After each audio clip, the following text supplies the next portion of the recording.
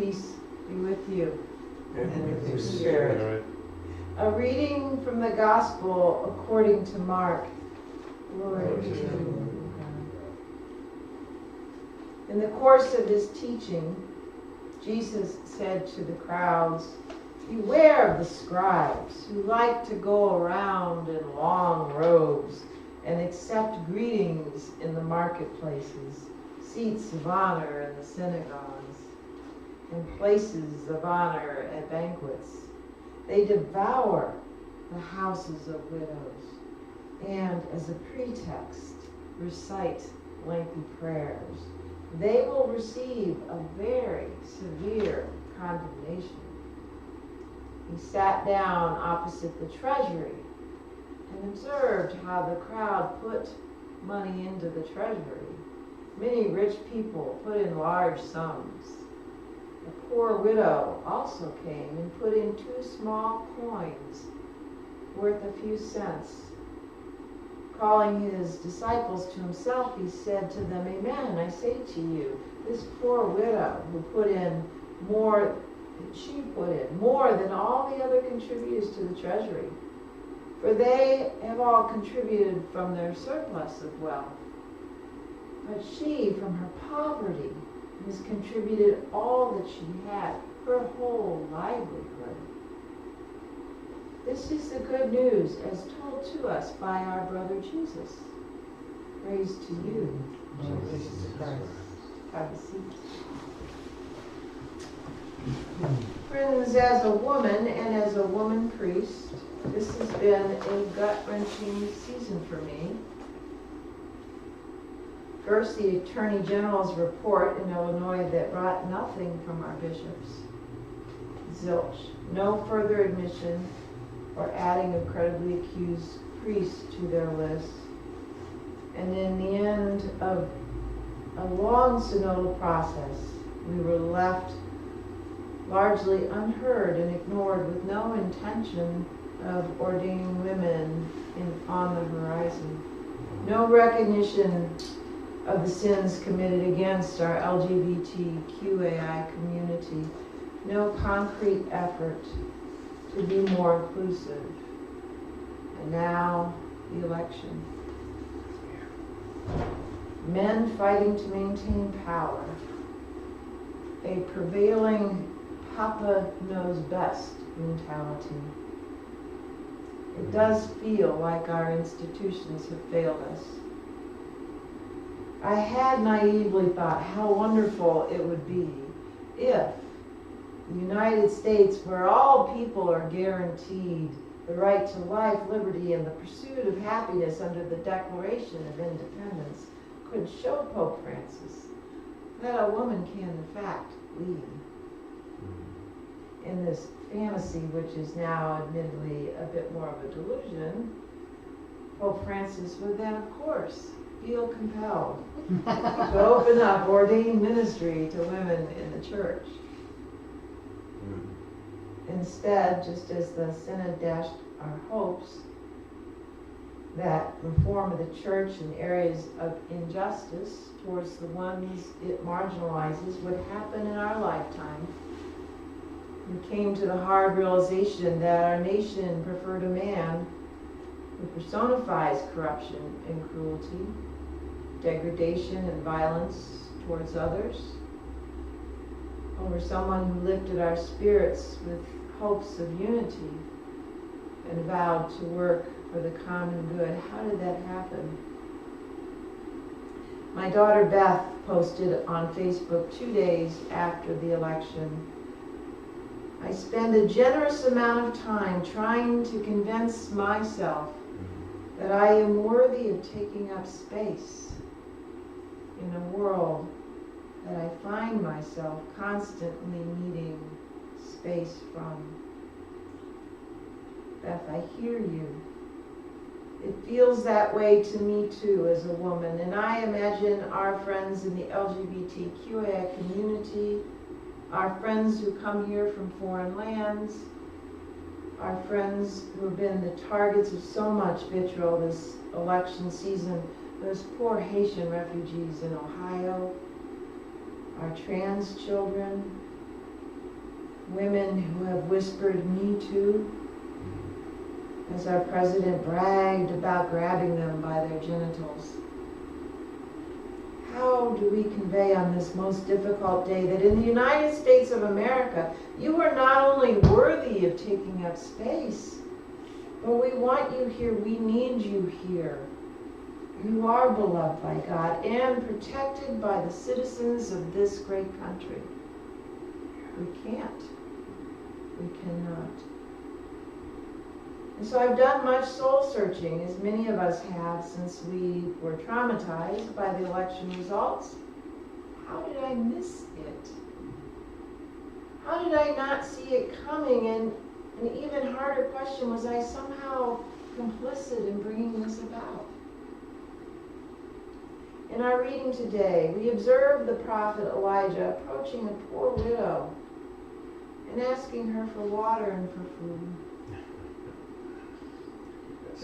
This woman was particularly vulnerable at a time of drought and famine in Zarephath where she lived.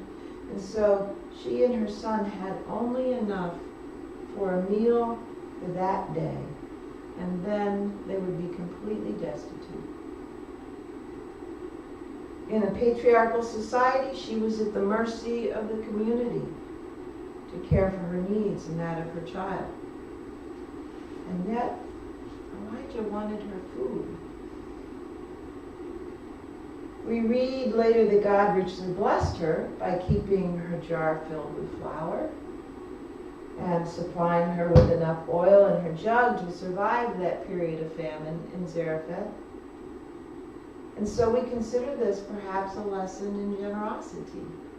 She gave from what she didn't have.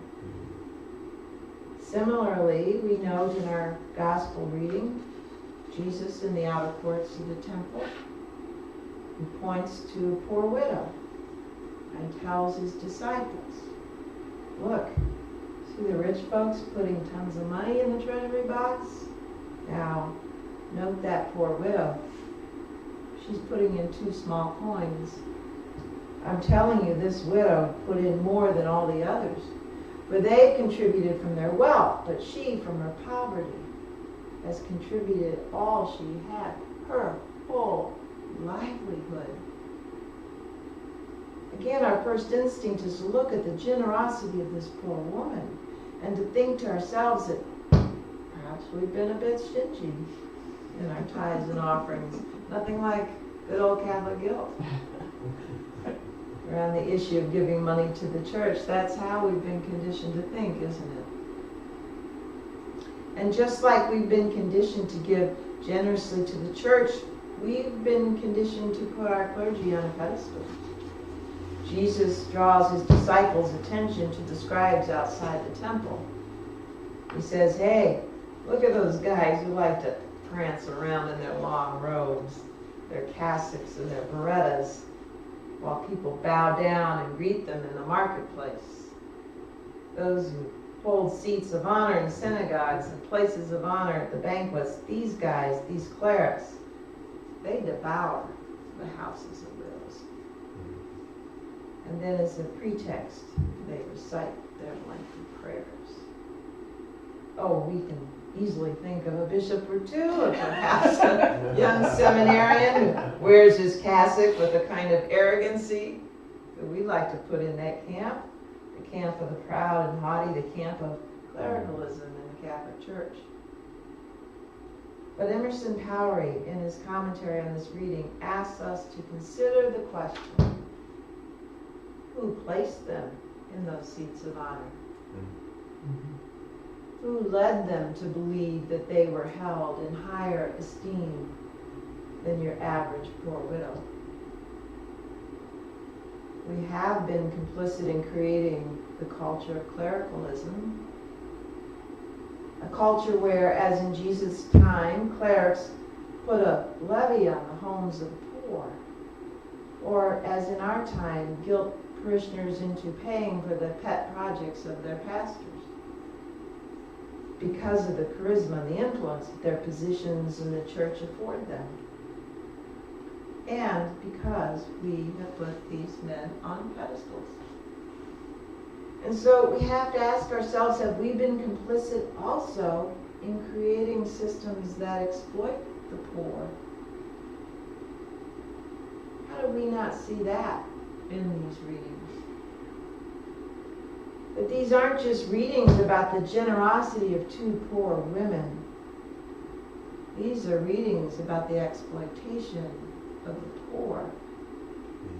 Why don't we ask why Elijah thought it was okay to take the last morsel of food from a dying widow and her child? Or why Jesus and the disciples didn't say to the woman placing her coins in the treasury, "Woman, keep your money, and here, have some food. Is there anything else that we can do to assist you?" Amen. What has conditioned us that we don't see that?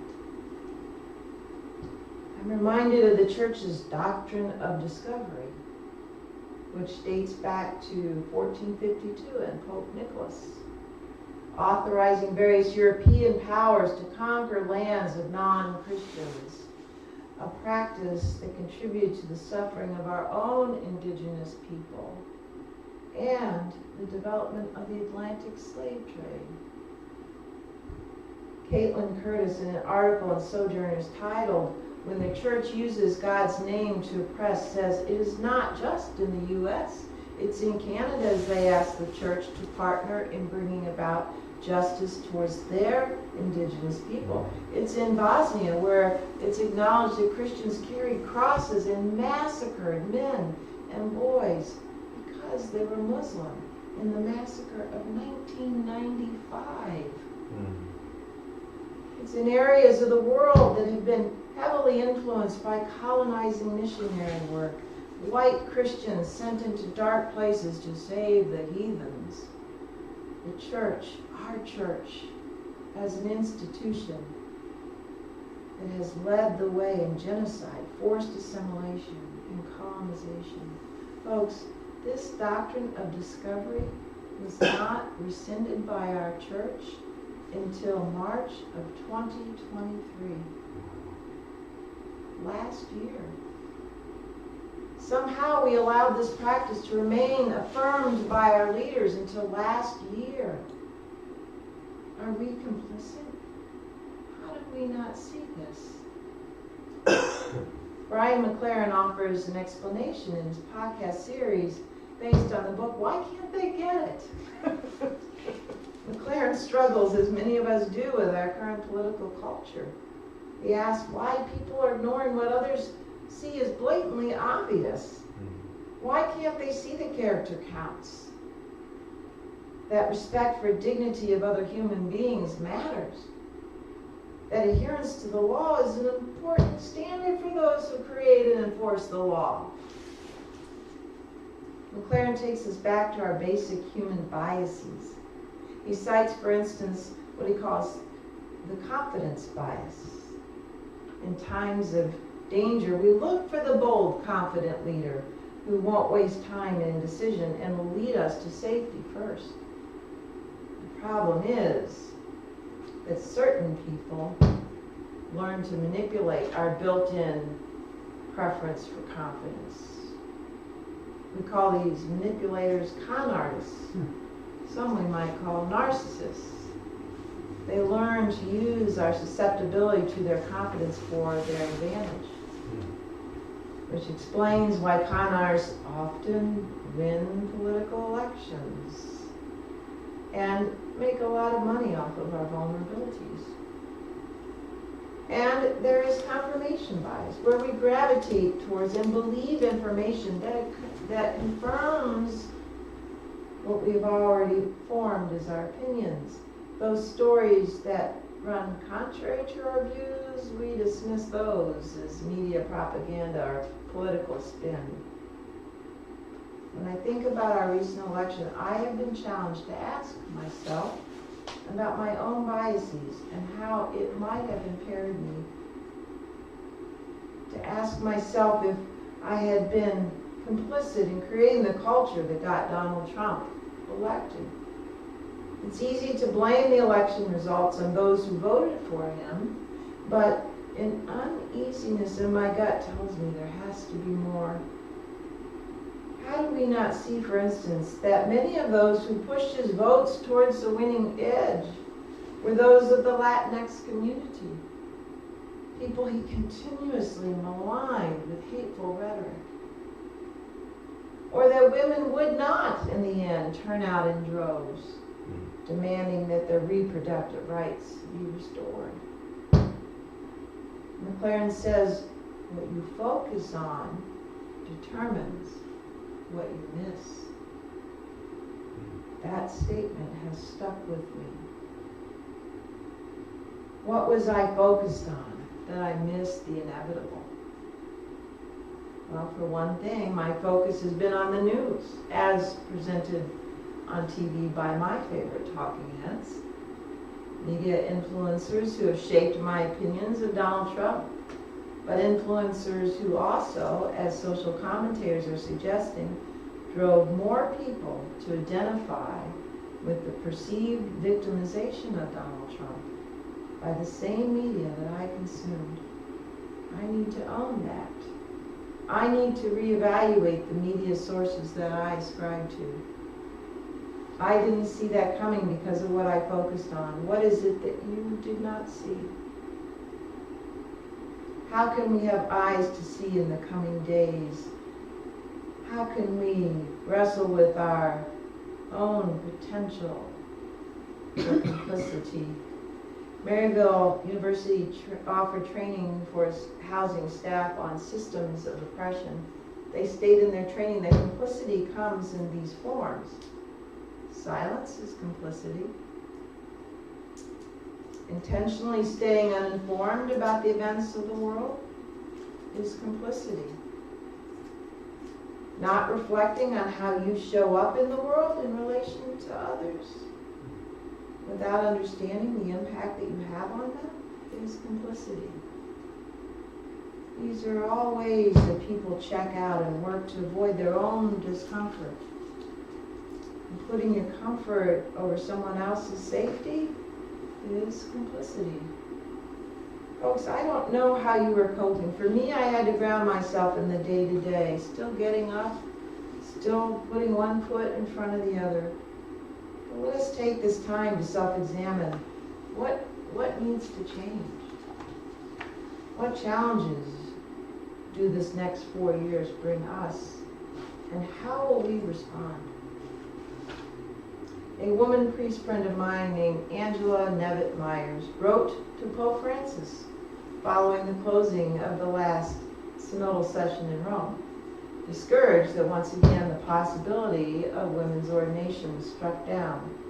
She wrote, "Our dignity is not in the swish of our skirts, our deference to men, our willing motherhood, or to people and structures that disrespect us. Come Pope Francis or Project 2025, we will not go back. Amen. Clothed in dignity, we will carry on, knowing ourselves, regardless of gender, as whole human beings, nurturing our shared humanity with care, and living fully into who we are called to be, with love, conscientiousness, and compassion. Our dignity is not in the swish of our skirts, and yet the strength of our stride may still draw attention to their flare as we march on, clothed in dignity, purpose, solidarity, wisdom, and love. Together, lace up, beloveds, one foot in front of the other, arm in arm, shoulder to shoulder, love to love, and onward. Amen. Amen.